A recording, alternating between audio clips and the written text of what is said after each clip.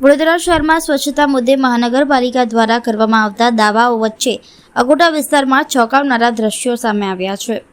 શહેરમાં સ્વચ્છતા માટે કરોડો રૂપિયાની ફાળવણી કરવામાં આવી હોવાના દાવા કરવામાં આવે છે, પરંતુ જમીન પરની સ્થિતિ કંઈક અલગ જ દર્શાવે છે।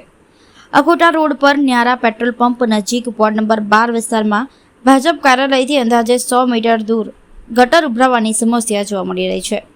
ગટરના પાણી રસ્તા પરથી વહેતા રહીને સોસાયટીના ગેટ સુધી પહોંચતા સ્થાનિક રહીશો મુશ્કેલીમાં મુકાયા છે। સ્થાનિકોમાં આ મુદ્દે ભારે રોષ જોવા મળી રહ્યો છે।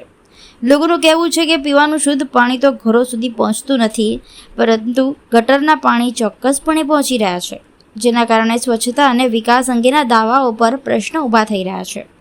આ સમગ્ર પરિસ્થિતિને લઈને તંત્રની કામગીરી સામે સવાલો ઉઠી રહ્યા છે અને તાત્કાલિક ઉકેલ લાવવા માંગ ઉઠી રહી છે। અકોટાથી લઈને મુજમોડા વાળો જે રોડ જઈ રહ્યો છે તેની અંદર નાયરા પેટ્રોલ પંપની સામુ 3 રસ્તા પડે છે ને, ત્યાં આગળ હાલ ગટર ઉભરાઈ રહી છે દિવસે, અને એટલું બધું પાણી રોડ પર છે કે લોકોના ગાડીથી છાંટા ઉડે છે આવતા જતા। બીજી વસ્તુ કે દુર્ગંધ પણ એટલી મારી રહી છે। ગટરનું પાણી વડોદરાની અંદર જે 30 વર્ષથી શાસનમાં છે ત્યાં આગળ આવી હાલત હોય। આવનારા સમયમાં સ્થાનિક સ્વરાજ્યનું ઇલેક્શન એટલે કે સ્થાનિક મુદ્દાઓને લઈને જ થતું ઇલેક્શનો છે, જેમ કે રોડ રસ્તા છે, ગટર છે, પીવાનું પાણી છે, બરાબર, ટ્રાફિક છે। આ મુદ્દાઓને લઈને થતું ઇલેક્શન તો જો આ 30 વર્ષમાં આ ગટર આજે પણ ઉભરાતી હોય તો આવનારા સમયમાં તમારી શું હાલત થશે।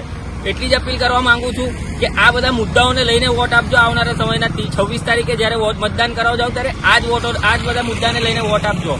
અને નમ્ર અપીલ કરું છું કે આવી પરિસ્થિતિ મારા વડોદરાની નથી। મારું વડોદરા ઘણું સારું છે, ગાયકવાડનું વડોદરા જોવા જઈએ ને ઘણું સારું છે, તો આવી પરિસ્થિતિ નથી। તો આવનારા સમયમાં આ મુદ્દાઓને લઈ વોટ આપજો એવી અપીલ છે। વોર્ડ 12 સમસ્યાની ભરમાર।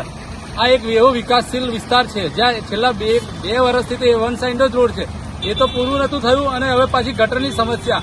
આ વિકાસ છે 30 વર્ષનો, જે ભાજપના શાસનને 30 વર્ષનો વિકાસ થયો। વિચાર કરો, આવો ને આવો વિકાસ કરશે તો વડોદરા ક્યાં જઈને અટકશે।